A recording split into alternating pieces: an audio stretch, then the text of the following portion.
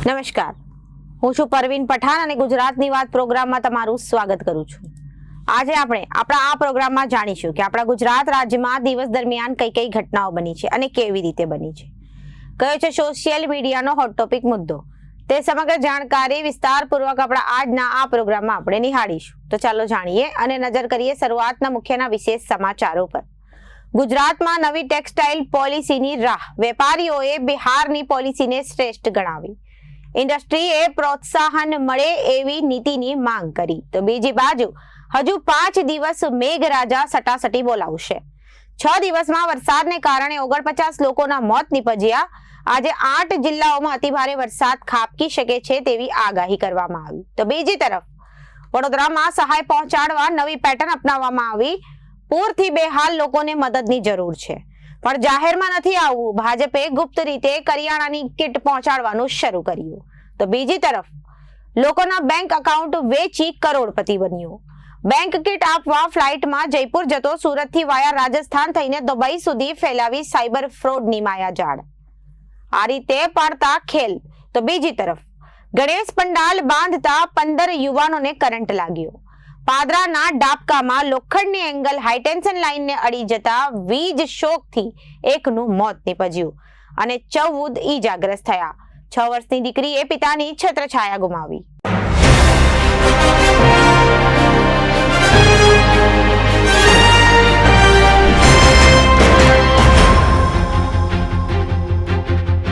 હવે જોઈએ સમાચારો વિગતવાર। ગુજરાતને ટેક્સટાઇલ હબ માનવામાં આવે છે અને ટેક્સટાઇલ માર્કેટનો વિકાસ કરવા માટે રાજ્ય સરકાર પોલિસી પણ બનાવે છે, પરંતુ છેલ્લા 8 મહિનાથી ગુજરાતમાં ટેક્સટાઇલ પોલિસી પૂર્ણ થઈ ગઈ હોવા છતાં નવી પોલિસી બનાવવા માટે સરકારને સમય મળ્યો નથી, જેના કારણે ગુજરાતમાં કરોડો રૂપિયાના પ્રોજેક્ટ હાલમાં પાઇપલાઇનમાં અથવા તો કાગળિયા પર પડી રહ્યા છે। સમગ્ર દેશમાં મહારાષ્ટ્ર બાદ ગુજરાત રાજ્ય ટેક્સટાઇલનું સૌથી મોટું માર્કેટ છે, જેથી ગુજરાત સરકાર ઝડપથી નવી ટેક્સટાઇલ પોલિસી લાવીને ગુજરાતના ટેક્સટાઇલ ઇન્ડસ્ટ્રીનું નવનીકરણ કરીને બૂસ્ટ આપે તેવી માંગ ગુજરાતના ટેક્સટાઇલ ઇન્ડસ્ટ્રી સાથે સંકળાયેલા ઉદ્યોગકારો કરી રહ્યા છે। ગુજરાતમાં ટેક્સટાઇલ ઇન્ડસ્ટ્રીઝ હાલમાં ખરાબ પરિસ્થિતિમાંથી પસાર થઈ રહી છે। કારણ ફક્ત એ જ છે કે ગુજરાત સરકાર દ્વારા વર્ષ 2023 ડિસેમ્બરમાં પોલિસી પૂર્ણ થઈ ગઈ છે। 8 મહિનાનો સમય વીતી ચૂક્યો હોવા છતાં પણ સરકારે નવી પોલિસી જાહેર નથી કરી, જેના કારણે ટેક્સટાઇલમાં જે યુનિટોને એક્સપાન્ડ કરવામાં આયોજન ઉદ્યોગકારોએ બનાવ્યું છે।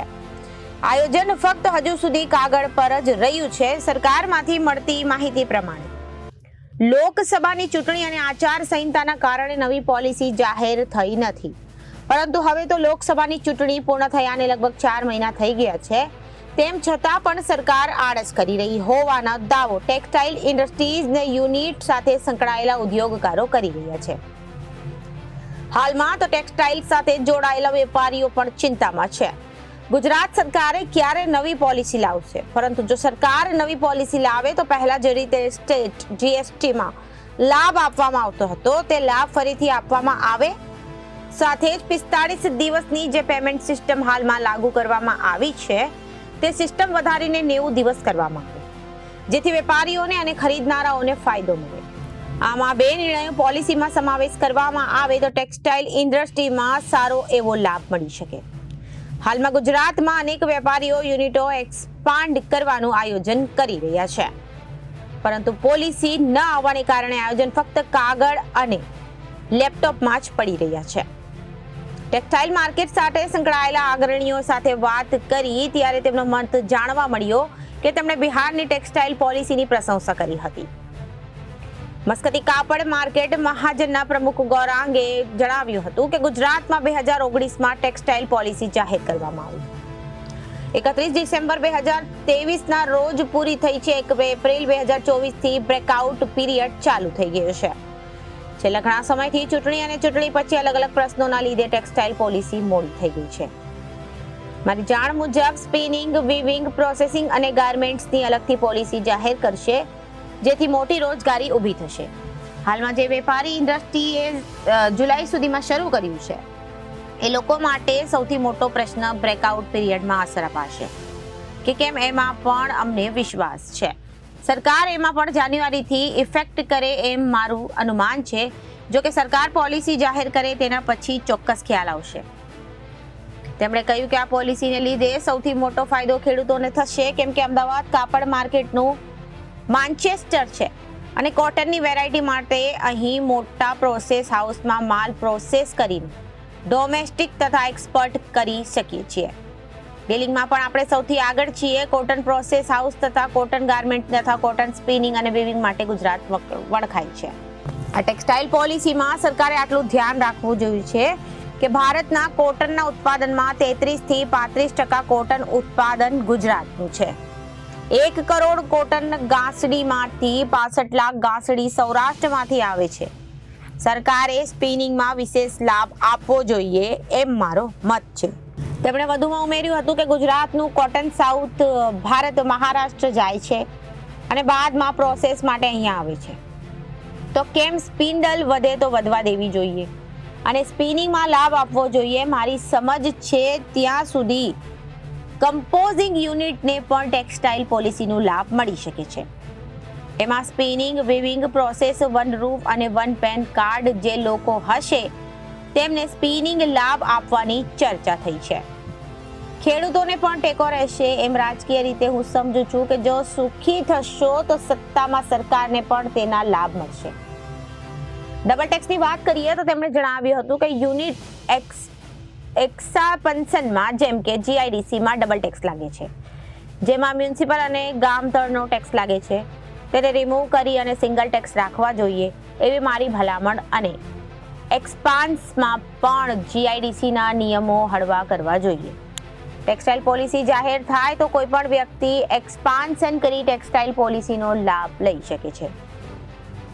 આજે પ્રોસેસ હાઉસમાં ઘણા જૂના વર્ષના મશીન છે, તેને પણ બદલવાની જરૂર છે. જો મશીન બદલાશે તો ટેક્સટાઇલ પોલિસીનો લાભ મળશે તો સારું એક્સપોર્ટ કરી શકાશે.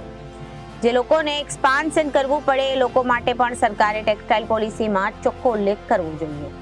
નવો પ્લાન જે લોકો કરી રહ્યા હોય કે લોકો માટે પણ સરકારે ધ્યાન રાખવાની જરૂર છે જેથી પ્રદૂષણ કાબૂમાં રહી શકે.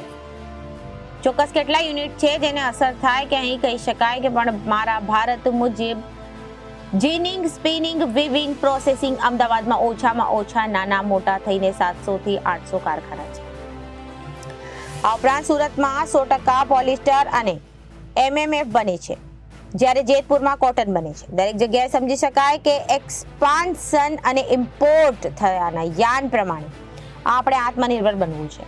ત્યારે આવી અસર ન થાય અને ટેક્સટાઇલ પોલિસી ઝડપથી આવે એવી મારી ભલામણ છે. મહારાષ્ટ્રની ટેક્સટાઇલ પોલિસીની પ્રશંસા કરતા તેમણે જણાવ્યું હતું કે ભારતમાં રાજ્ય પ્રમાણે જોઈએ તો મહારાષ્ટ્રની ટેક્સટાઇલ પોલિસી સારામાં સારી છે, જેમાં વીજળી દર ઓછો લાગે છે.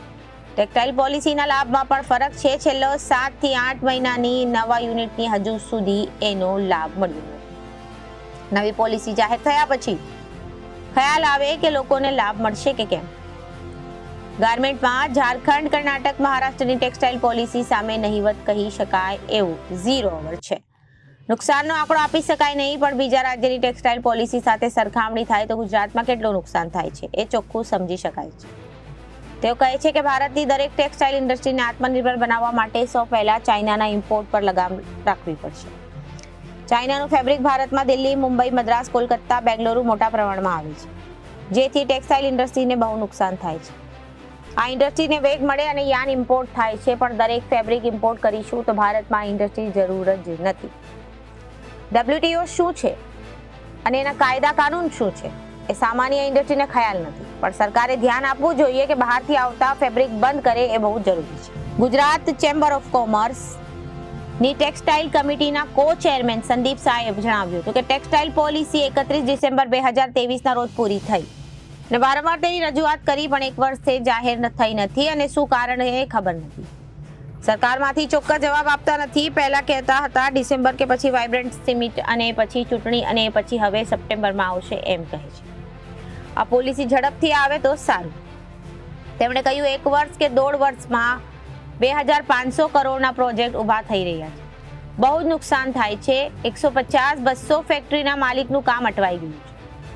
અમને પણ નુકસાન છે. ટેક્સટાઇલનો વિકાસ અટકી ગયો છે. 70 થી 75 હજાર નોકરીની રોજગારી ઊભી થવાની હતી, એ પણ આ કારણે અટકી ગયું. જો આ આધારે ચાલે તો અહીંયા ફેક્ટરીના પ્રોજેક્ટ અમરાઈ પર ચડી જશે. અને બીજા રાજ્યોમાં સ્થળાંતરિત થઈ જાય એવી અસર છે. બીજા સ્ટેટમાં એટલે કે જશે, કેમ કે મહારાષ્ટ્ર, એમપી અને રાજસ્થાનની પોલિસી સારી આવી છે. હમણાં બિહારની ટેક્સટાઇલ પોલિસી આવી છે જે સારી છે. આપણી આમ પણ એ લેવલની પોલિસી નથી. થોડી ઓછી સારી પોલિસી હોય તો પણ લોકો અહીંયા કામ કરે છે, કેમ કે ઇન્ફ્રાસ્ટ્રક્ચર સારું છે. પણ જો પોલિસી ન જ હોય તો આમ પણ ઘણો ધંધો અહીંયા થતો નથી. એટલે બધા મેન્યુફેક્ચર એમ માને છે અને રિલોકેટ કરી લઈએ છે. મોટા ફેક્ટરીવાળા તો ચોક્કસ રિલોકેટ થઈ જશે. તેઓ જણાવે છે કે ટેક્સટાઇલમાં અલગ અલગ પ્રકારના અલગ અલગ જગ્યાએ 7 થી 8 પ્રોજેક્ટ અટકાય છે. સ્પિનિંગના ઘણા પ્રોજેક્ટ ઊભા છે. સ્પિનિંગ નાખવા છે, જગ્યા અને શેડ તૈયાર છે. મશીનના ઓર્ડર અપાઈ ગયા છે, પણ પોલિસીને લીધે મશીન લાવતા નથી. જો બધી પોલિસી આવે તો બધાને સારું થાય, પણ હાલ નુકસાન લોકોને થાય છે. અમુક પ્રોજેક્ટ અભરાઈ પર ચડી ગયા છે, કેમ કે પોલિસી નથી. હવામાન વિભાગ દ્વારા ગુજરાતમાં આગામી 5 દિવસમાં વરસાદની આગાહી કરવામાં આવી છે, જેમાં આજે 2 કેન્દ્ર શાસિત પ્રદેશ સહિત 8 જિલ્લાઓમાં અતિભારે વરસાદની આગાહી છે, તો બીજા 17 જિલ્લાઓમાં યલો એલર્ટ જાહેર કરવામાં આવ્યું છે. સાથે ભારે વરસાદની આગાહી હવામાન વિભાગે કરી છે. છેલ્લા 2-3 દિવસથી ગુજરાત ઉપર એક સાથે 4 વરસાદી સિસ્ટમ સક્રિય હોવાથી રાજ્યના અનેક જિલ્લાઓમાં વરસાદ ખાબકી રહ્યો છે. તો બીજી તરફ રાહત કમિશનર અલોક પંડ્યાએ રાજ્યમાં 25 થી 30 ઓગસ્ટ દરમિયાન પડેલા વરસાદથી થયેલી નુકસાનીનો ચિતાર રજૂ કરતા જણાવ્યું કે રાજસ્થાન અને મધ્યપ્રદેશમાં ડિપ્રેશન થતા ભારે વરસાદ પડ્યો હતો. આ દરમિયાન 30% જેટલો વરસાદ થયો હતો, જેમાં 14 જિલ્લા પ્રભાવિત થયા હતા. હાલ રાજ્યમાં 108% વરસાદ થઈ ચૂક્યો છે. તમામ ઝોનમાં 100% વરસાદ નોંધાયો છે. સાવચેતીના પગલે પ્રભારી સચિવને પ્રભાવિત જિલ્લામાં મોકલ્યા હતા, તેમજ આ દરમિયાન 49 લોકોને મોત થયા છે. એનડીઆરએફની 17 અને એસડીઆરએફની 27 ટીમ કાર્યરત છે. પૂર્વ પ્રભાવિત વિસ્તારોમાં 16,95,000 લોકોને 8 કરોડથી વધુ કેશ ડોલ ચૂકવી દેવામાં આવી છે. 5,000 લોકોને તાત્કાલિક કેશ ડોલ ચૂકવી હતી, તેમજ 11 પરિવારને 50,000ની ઘર વખરી આપી હતી, તેમજ 22 મૃતકોના પરિજનોને 88 લાખની સહાય આપી છે. હજુ 2 થી 3 લોકોના મૃત્યુની સહાય આપવાની બાકી છે, જે 2 દિવસમાં મળશે. આ ઉપરાંત 2,618 પશુઓના મોત માટે પણ ચૂકવણી કરી. મકાન સહાય, કાચા મકાન, પાકા મકાન, ઝૂંપડા તૂટી ગયા છે, જેના માટે 367 કરોડ સહાય પેટે આપ્યા છે. એનડીઆરએફની 17 તથા એસડીઆરએફની 27 ટીમ કાર્યરત છે. આર્મીની 9 કોલમ જે જિલ્લામાં તકલીફ હતી ત્યાં મોકલવામાં આવી હતી. એરફોર્સ અને કોસ્ટ ગાર્ડની પણ ખૂબ મદદ મળી હતી. તેમણે 42,083 લોકોને શિફ્ટ અને 37,050 લોકોને રેસ્ક્યુ કર્યા હતા. 2,223 કિલોમીટરના રોડ ડેમેજ થયા છે, જે 6 દિવસમાં રિપેર કર્યા છે. રાહત કમિશનરે જણાવ્યું હતું કે કુલ 6,931 ગામો અને 17 શહેરોમાં વીજ પુરવઠો ખોરવાયો હતો, પરંતુ હાલ તમામ જગ્યાએ વીજ પુરવઠો કાર્યરત છે. રસ્તા પર 700 કરોડની ગ્રાન્ટ શહેરી વિભાગ દ્વારા જાહેર કરવામાં આવી, જે મુખ્યમંત્રી સડક યોજના હેઠળ અને મનપા નગરપાલિકાને આપવામાં આવી છે. શેલ્ટર હોમમાં 880 લોકો શિફ્ટ થયા છે. કેન્દ્ર સરકારની 6 સભ્યોની એક ટીમ ગુજરાત આવશે. આ ટીમમાં અલગ અલગ વિભાગના અધિકારીઓ હશે, જે આવીને સર્વે કરશે. બંગાળની ખાડીથી આગળ વધેલી ડિપ્રેશનની અસરથી 8 થી 9 સપ્ટેમ્બર સુધી રાજ્યના અનેક જિલ્લાઓમાં ભારે વરસાદની આગાહી વ્યક્ત કરવામાં આવી છે. હવામાનની આગાહી મુજબ ડિપ્રેશનને કારણે ગુજરાતમાં ચોમાસું ફરી સક્રિય થયું છે. 2 દિવસથી પડી રહેલા વરસાદને કારણે તાપમાનમાં પણ 2 થી 4 ડિગ્રીનો ઘટાડો થયો છે. દક્ષિણ ગુજરાતના જિલ્લાઓમાં વરસાદનું જોર વધી રહ્યું છે. ગુજરાતમાં હાલ વરસાદની 4 સિસ્ટમની અસર જોવા મળી રહી છે. આ ઉપરાંત સૌરાષ્ટ્ર અને કચ્છના ભાગો પર એક સાયક્લોનિક સર્ક્યુલેશન સક્રિય થયું છે, જેના કારણે ગુજરાતમાં ભારેથી અતિભારે વરસાદની સંભાવના છે. આ ઉપરાંત રાજસ્થાનના જેસલમેર અને ઉદયપુર પરથી એક મોન્સૂન ટ્રફ બંગાળની ખાડી સુધી લંબાયું છે. તેની અસરને કારણે પણ ગુજરાતમાં વરસાદી માહોલ જામ્યો છે. આગામી દિવસોમાં પણ ગુજરાતમાં વરસાદી આફત આવી શકે છે. તેમાં પણ ખાસ કરીને દક્ષિણ ગુજરાતના જિલ્લાઓમાં અત્યંત ભારે વરસાદની સંભાવના છે. વિશ્વામિત્રી નદીમાં આવેલા રેકોર્ડ બ્રેક પૂરે લોકોના હાલ બેહાલ કરી દીધા છે. વિશ્વામિત્રી નદીના વિનાશક પૂરે ઝૂંપડાથી લઈને બંગલાઓમાં રહેતા લોકોને પણ છોડ્યા નથી. આ પૂરમાં સૌથી વધુ મુશ્કેલીમાં મધ્યમ વર્ગ મુકાયો છે. પૂરના પાણી ઓસરી ગયા બાદ સામાજિક સંસ્થાઓ, યુવક મંડળ તેમજ રાજકીય પક્ષો દ્વારા સહાય શરૂ કરવામાં આવી અને સહાયની આ સરવાણીમાં મધ્યમ વર્ગ સહાયની જરૂર હોવા છતાં પણ જાહેરમાં સહાય લઈ શકતો નથી અને બોલી પણ શકતો નથી. ત્યારે લોકોના રોષે ભોગ બની રહેલા ભાજપ દ્વારા સહાય પહોંચાડવા માટે એક નવી પેટર્ન અપનાવાઈ છે, જેમાં 5 કિલો લોટ, 3 કિલો તેલ, મગ અને મરી મસાલાની કીટ ગુપ્ત રીતે લોકો સુધી પહોંચાડવામાં આવી રહી છે. હાલમાં ભાજપ, કોંગ્રેસ અને અન્ય સંસ્થાઓ દ્વારા કરિયાણાની કીટ સહિતની મદદ કરવામાં આવી રહી છે.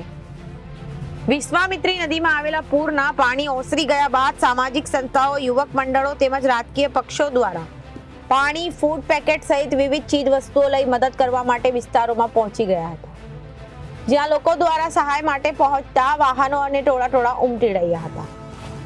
પરંતુ મધ્યમ વર્ગના લોકોને મદદની જરૂરિયાત હોવા છતાં પણ જાહેરમાં ટેમ્પા પાસે મદદ લેવા જતા સંકોચ અનુભવી રહ્યા છે.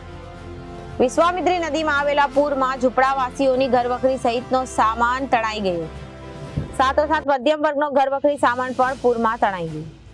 મધ્યમ વર્ગ પણ ભારે મુશ્કેલીમાં મુકાઈ ગયો છે. મધ્યમ વર્ગની હાલત કોઈને કહેવાય એમ નથી અને સહેવાય એમ પણ નથી તેવી થઈ ગઈ છે. ભાજપ સરકાર અને પ્રદેશ ભાજપા દ્વારા 5 કિલો લોટ અને 3 કિલો તેલ અને મગ મરી મસાલાની 10 થી 15 દિવસ ચાલે તેવી કીટ બનાવવામાં આવી છે. આ કીટો બનાવવાનું કામ અલગ અલગ એજન્સીઓને આપવામાં આવ્યું છે. એક સરખી કીટો ન હોવાથી મુશ્કેલી સર્જાઈ રહી હોવાનું જાણવા મળ્યું હતું. આ કીટો શહેરના વિવિધ વિસ્તારોમાં વિતરણ કરવામાં આવી રહી છે. આ કીટો પણ પૂર પીડિત મધ્યમ વર્ગ લઈ શકતો નથી. મળતી માહિતી મુજબ સોસાયટીઓમાં કીટોનું વિતરણ કરવા જઈ રહેલા ભાજપના કાર્યકરો, કાઉન્સિલરો, ધારાસભ્યો અને મંત્રીઓ લોકોને વિરોધનો ભોગ બનવાનો વખત આવ્યો.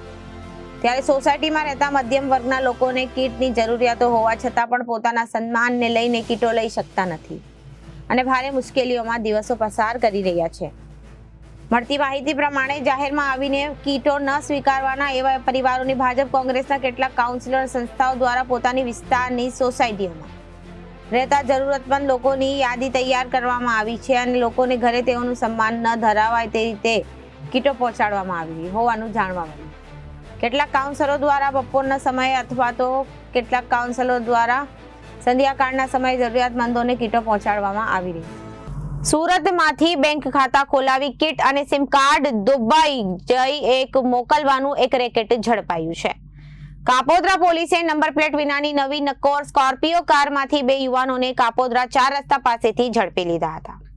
તેમની પૂછપરછમાં જે ખુલાસો થયો તે જાણીને સૌ કોઈ ચોંકી ગયા હતા. મુખ્ય આરોપી સૌરાષ્ટ્રવાસીઓને ટાર્ગેટ કરતો અને તેમના આધાર અને પાન કાર્ડ વધારે બનાવટી પેઢી ઊભી કરી બેંક એકાઉન્ટ ખોલી તેમને સાયબર માફિયાઓને વેચી દેતો હતો, જે દુબઈ પહોંચી આ બેંક એકાઉન્ટનો સાયબરને લગતા તમામ ફ્રોડમાં ઉપયોગ કરતો હતો. મુખ્ય આરોપી અવનીત ઠુમ્મર 1 વર્ષમાં આ રીતે બેંક એકાઉન્ટ વેચી કરોડપતિ બની ગયો. જોકે પોલીસના હાથે ઝડપાઈ જતા જેલના સળિયા પાછળ ઢકેલાયો છે. તો આવો જાણીએ આખો ખેલ ક્યાંથી શરૂ થયો અને નવી નક્કોર સ્કોર્પિયોમાં ઝડપાયેલા 2 યુવકો કેવા ખુલાસા કર્યા. બેંક કીટ આપવા પ્લેનમાં જયપુર જતો અને કેવી રીતે 1 વર્ષમાં કરોડપતિ બની ગયો. કાપોદ્રા પોલીસ મથકના હેડ કોન્સ્ટેબલ પૃથ્વીરાજ સિંહ રવજીભાઈ અને કોન્સ્ટેબલ વિપુલ સિંહ પાંચાભાઈને મળેલી બાતમીના આધારે કાપોદ્રા પોલીસે ગત સાંજે કાપોદ્રા 4 રસ્તા પાસે મંગલદીપ કોમ્પ્લેક્સની સામે રોડ ઉપરથી નંબર પ્લેટ વિનાની એક નવી નક્કોર સ્કોર્પિયો કારમાંથી કુર્તી અને સાડીનો ઓનલાઈન વેપાર કરતા 21 વર્ષીય અવનીત ભૂપતભાઈ ઠુમ્મર અને 21 વર્ષીય સોફ્ટવેર ડિઝાઇનર આયુષ વિપુલભાઈ વસોવાને ઝડપી પાડ્યા છે. પોલીસે અવનીત અને આયુષની પાસેથી 8 બેંક એકાઉન્ટ કીટ, અલગ અલગ કંપનીના 7 સિમ, 21 ચેકબુક અને પાસબુક, 12 પાન કાર્ડ અને આધાર કાર્ડ, 10 બનાવટી ફોર્મ પેઢી કરાર, તેના 12 rubber stamp, cash counter machine અને સ્કોર્પિયો વગેરે મળી કુલ 17,28,000નો મુદ્દામાલ પોલીસે કબજે કર્યો. આ બધી સામગ્રીને લઈ સ્વાભાવિક છે કે સવાલો ઊભા થાય, કેમ કે seal pack bank account kit હતી, જેમાં પાસબુક, ચેકબુક સહિતની તમામ બેંક એકાઉન્ટની માહિતી હતી, જેથી પોલીસે બંનેની પૂછપરછ હાથ ધરી. પોલીસે બંનેની પૂછપરછ કરતા જાણવા મળ્યું કે તેઓ તેમના સર્કલના મિત્રો છે અને પરિચિતાને કમિશનની લાલચ આપી એક ખાતા ખોલાવી તેની ઇન્સ્ટન્ટ કિટ અને સિમ કાર્ડ મેળવી સાયબર ફ્રોડ કરતી ટોળકીને રાજસ્થાનના જયપુરના એક વ્યક્તિ આપતા અને કાગળ દુબઈ મોકલાતો હતો.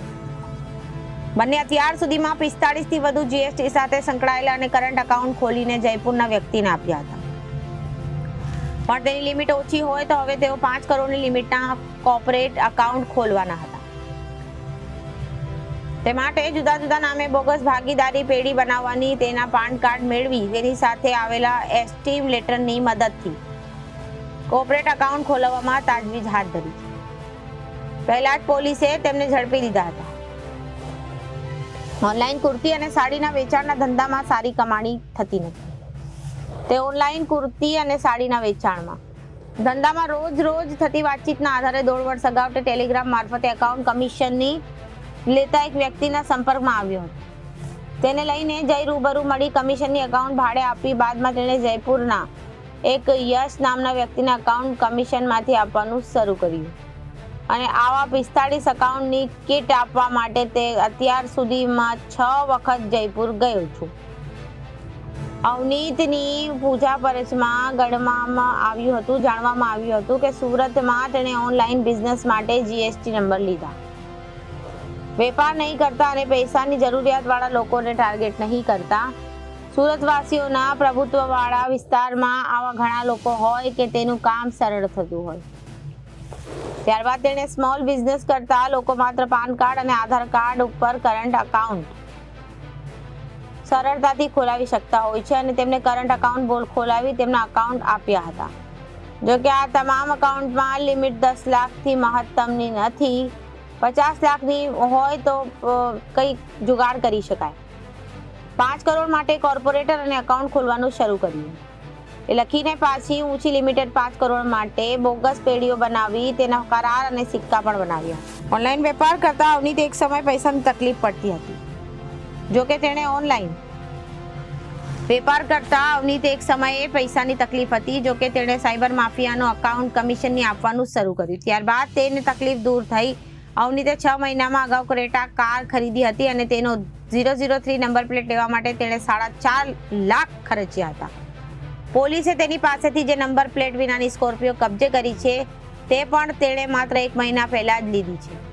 અવનીતે 1.5 વર્ષ પહેલા રત્ન કલાકાર હતો. બાદમાં ઓનલાઈન કપડા છાપલા આવ્યા બાદ જેમાં પણ સારું ન થતું રાજસ્થાનના જયપુરના યશના સંપર્કમાં આવ્યો. અત્યાર સુધી તે 45 થી વધુ એકાઉન્ટ પૂરા પાડી શકે. 1 વર્ષમાં તે કરોડપતિ બની શકે. માતા માટે 22 તોલા દાગીના, પોતાની માટે 3 તોલાની ચેન, 5 ગ્રામની 4 વીંટી ખરીદી. 1 મહિના મહિલા સ્કોર્પિયો લીધી. જલ્દી આ જાઓગે તો જેની ગોલ્ડન સિરીઝ મેળવવા 51,000 રૂપિયા ડિપોઝિટ આરટીઓમાં ભરી હતી. અવનીતે યશ આ ગોરખ ધંધે શીખવ્યો હતો અને સાથે જ એક વખત રૂબરૂ મળ્યો હતો યશ સાથે. પેટ્રોલિંગમાં વાત થયા બાદ તેના શાગીર હોટલમાં આવી આ કિટ લઈ જતો. અત્યાર સુધી તે 6 વખત ફ્લાઇટથી જયપુર ગયો હોવાનું કબૂલ્યું.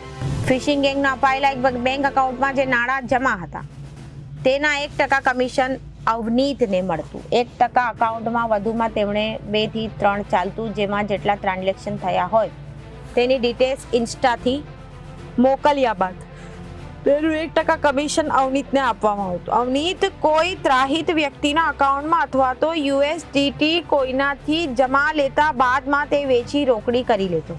સૂત્રો પાસેથી મળતી માહિતી પ્રમાણે આ પહેલા પણ આ રીતનું કૌભાંડ સુરતમાંથી પકડાઈ ચૂક્યું છે, જેમાં પણ દુબઈ બેંક કિટ મોકલવામાં આવી હતી. તે બેંક એકાઉન્ટની ગોમિંગ એપ પર સાયબર ફ્રોડમાં ઉપયોગમાં લેવામાં આવતા હતા. મોટાભાગના એકાઉન્ટમાં 7 દિવસની ટ્રાન્ઝેક્શન કરીને બાદમાં બંધ કરી દેતા હતા. સાયબર ફ્રોડમાં ટ્રાન્ઝેક્શન થતા બાદ તે ફ્રીઝ પણ થતા હતા.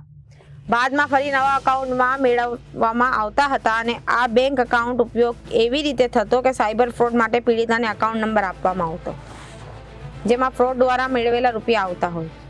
આ cyber fraud Rajasthan, Dubai, Surat સહિત કેટલાક લોકો સંકળાયેલા છે. કાપોદ્રામાં ઝડપાયેલા ફ્રોડમાં હાલ સુરતના 2 અવનીત અને આયુષ અને જયપુરનો એક યશ નામના યુવકના નામે આ સામે આવ્યા છે, જ્યારે અન્ય કેટલાની સંડોવણી છે જેની તપાસ ચાલુ રહી છે. પાદરા તાલુકાના ડબકા ગામે વેરાઈ માતા મંદિર પાસે ગણેશ પંડાલ બાંધતા 15 યુવાનોને કરંટ લાગ્યો છે, જેમાં ઘટના સ્થળ પર પ્રકાશ ડાયાભાઈ જાદવ ઉર્ફે સચિન નામના યુવાનનું મોત થઈ ગયું હતું, જ્યારે અન્ય 14 યુવાનોને અલગ અલગ જગ્યાઓ પર ઈજાઓ થઈ હતી.